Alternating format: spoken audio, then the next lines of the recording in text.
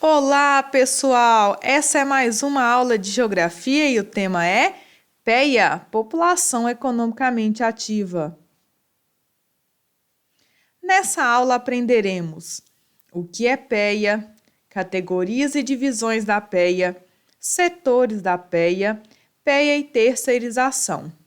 Para você que chegou agora no nosso canal, inscreva-se, dê o seu like, aperte aí o joinha e vamos para a aula. PEA é classificada como população economicamente ativa a parcela da população que pode trabalhar no setor produtivo e que, portanto, pode exercer sua força de trabalho. No Brasil, é compreendida entre 15 e 65 anos. A atividade trabalhista entre 15 e 18 anos pode ocorrer apenas na função de aprendiz, e 65 anos seria a idade máxima para aposentadoria. Então, com essas reformas aí da questão da previdenciária e trabalhista, pode ser que esses valores sejam alterados. A população economicamente ativa, PEA, pode ser ocupada ou desocupada. Indivíduos em férias, por exemplo, fazem parte da PEA. O mesmo acontece com funcionários em licença médica ou até mesmo os desempregados. Então, os desempregados, eles fazem parte da PEA porque eles são pessoas que podem trabalhar, apesar de naquele momento estarem sem ocupação. Categorias e divisões da PEA. O IBGE classifica duas formas da população economicamente ativa, PEA: população ocupada e população desocupada.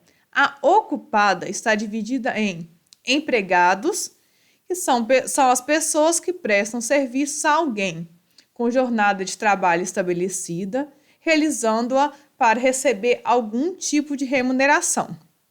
Essa remuneração pode ser em dinheiro, moradia, alimentação, etc. Estão incluídos nessa categoria os militares e cargos relacionados à igreja. Empregadores: pessoas que contratam os empregados. Essa categoria explora a atividade econômica ou exercem algum ofício que necessita de pelo menos um empregado.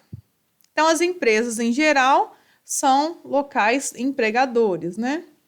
Por conta própria: pessoas que desenvolvem atividades sem a ajuda dos empregadores. Então, essa é uma função também muito comum e cada vez cresce mais no mercado de trabalho.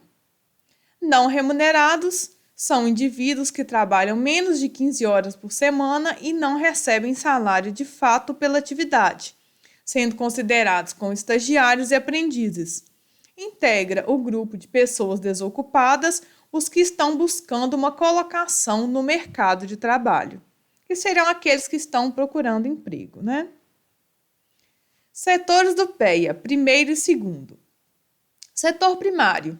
Nesse setor são desenvolvidas atividades com ligação direta à matéria-prima, como agricultura, pecuária, extração mineral e vegetal. Então, no Brasil, o setor primário ainda é um dos setores mais importantes por causa dessa questão do agronegócio, da venda de produtos para exportação, os commodities, né, que são produtos vendidos para o mercado internacional. Então, a agricultura e a pecuária ainda têm uma função muito grande no país. Setor secundário. Nesse setor é feita a modificação da matéria-prima, principalmente nas indústrias e na construção civil. Então, a gente sabe que o Brasil é um país industrializado, então as indústrias também têm um grande peso na economia. Estabelecer a relação entre os três setores da economia e a PEA é uma forma indicativa da classificação, uma forma de indicar, a classificação de desenvolvimento econômico. Países com baixo desenvolvimento econômico têm maior parte da população economicamente ativa, PEA, concentrada no primeiro e no segundo setor. Setores do PEA, terceiro. Setor terciário. Esse setor de prestação de serviço, como médicos, advogados, etc., e comércio. Então, nós temos aí três setores da economia e a maioria das profissões vão estar distribuídas dentro desses 3 setores. Já há quem diga que há um 4º setor, que é dessa questão econômica relacionada ao trabalho da informática, às telecomunicações, aos novos tipos de trabalho. O número de pessoas economicamente ativas em cada setor influencia bastante na economia de um país. A distribuição da população economicamente ativa nos setores da economia é determinante para saber se um país é desenvolvido ou não. Em países com economia mais avançada, existe uma concentração da PEA no 3º setor, por causa da alta mecanização dos campos e da indústria. Então, portanto, os países que têm um 3º setor, com mais gente trabalhando do que no 1º e no 2º setor, teoricamente são países mais desenvolvidos, né? Mais resolvidos economicamente. Porém, existe a questão de que existem muitas pessoas que estão trabalhando hoje no 3º setor pela falta de emprego, né? Então, muitos deles seriam até mesmo considerados subempregos, do qual a pessoa recebe muito pouco por aquilo que trabalha e não tem nenhuma garantia pelo serviço que faz. Então, quando não há emprego no 1º e no 2º setor, o 3º setor, que é de serviços, acaba tendo um inchaço, que é o que está acontecendo no Brasil, conforme a gente vai verificar. Porém, no setor terciário, existe um grande número de trabalhadores no mercado informal, representando os chamados subempregos, como camelôs, ambulantes, etc. Assim, os países com concentração no 3º setor são de baixa industrialização. Então, não necessariamente são os países desenvolvidos que são aqueles que têm um setor terciário maior. Porque podem ter países com 3º setor desenvolvido, porém não têm as condições certas para a população, as condições boas para a população, como o caso do Brasil, por exemplo. Tanto os países desenvolvidos como subdesenvolvidos enfrentam problemas com o desemprego. Isso ocorre devido à automação em massa dos setores da economia, estimulando novas formas de trabalho, buscando a melhoria para o mercado.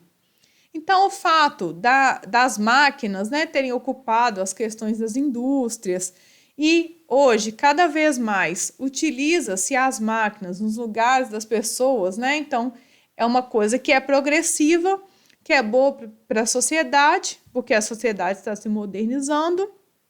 Hoje, mais do que nunca, nós precisamos aí desse setor cada vez mais informatizado, mecanizado, porém isso traz muito desemprego.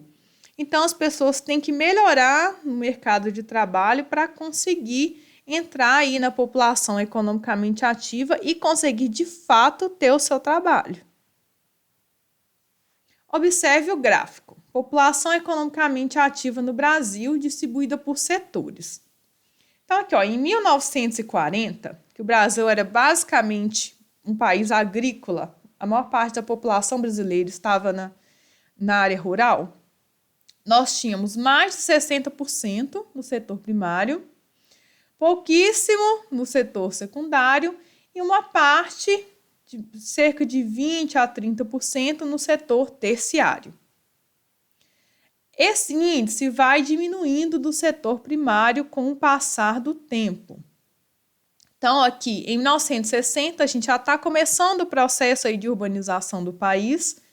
Então, uma parte da população já não mora mais na área rural. Então, diminui essa população economicamente ativa no 1º setor. O Brasil começa a se industrializar, então começa a aumentar a parcela da população aqui no setor secundário. E ainda se mantém quase o mesmo valor, aumentou um pouquinho a mais no setor terciário. Em 1985, o Brasil já é considerado um país urbanizado, ou seja, a maior parte da população já vive nas cidades. Né? Nesse processo que de 1940 a 1980 vai acontecer o êxodo rural, que é a mudança da população do rural para a cidade. Então, a nossa industrialização cresceu, portanto, vai ter mais gente no setor secundário, Mais gente saiu também da área rural, então vai diminuir o setor primário.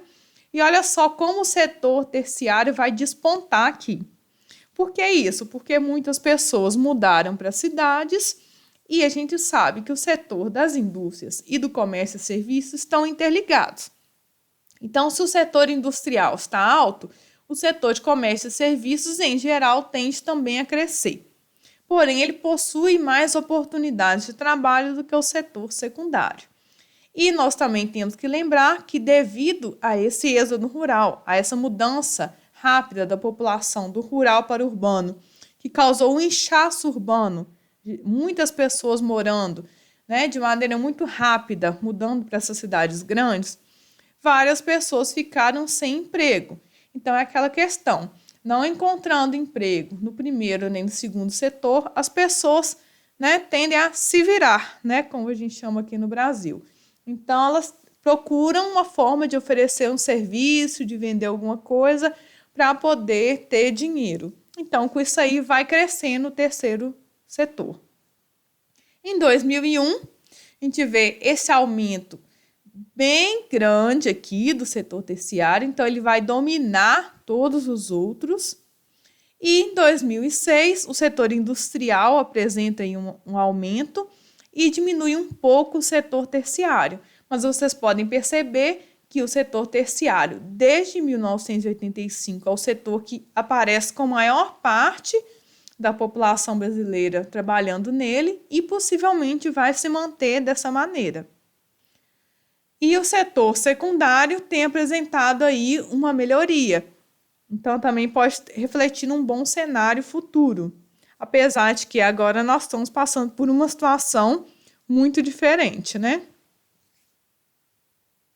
PEA e terceirização. No Brasil, de acordo com o IBGE, a PEA brasileira compreende a 63,05% da população.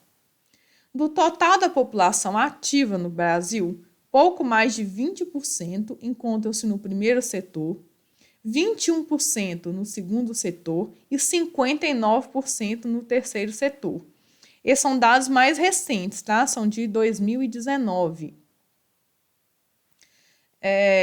Então, no Brasil, quase mais de 60% da população é considerada economicamente ativa. Então, nós temos uma grande quantidade de pessoas no mercado de trabalho e uma grande quantidade de pessoas como força de trabalho, ou seja, disponível para trabalhar. Desses 60%, 63,05%, 20% está no primeiro setor, que é de agricultura, pecuária, extração, 21% no segundo setor, que é o das indústrias. Então, é quase a mesma coisa, E 59% no terceiro setor. Então, nós estamos vendo que o terceiro setor está dominando a economia brasileira atualmente. Logo, a maior parte da população brasileira está empregada no terceiro setor, ou setor terciário. Esse processo é chamado de terceirização da economia. A PEA de países desenvolvidos, como os Estados Unidos, já se encontra concentrada em 70% no setor terciário. Então, caso o Brasil esteja numa boa situação econômica, estar com o setor terciário, com a maior parte da população no setor terciário, é um bom indício. Porém, a gente tem que lembrar que tem também aqueles subempregos. Então, até que ponto esse setor terciário do Brasil é bom ou é ruim? Para você que chegou aí ao final do nosso vídeo, obrigada, inscreva-se, dê o seu like e até a próxima aula. Tchau, tchau!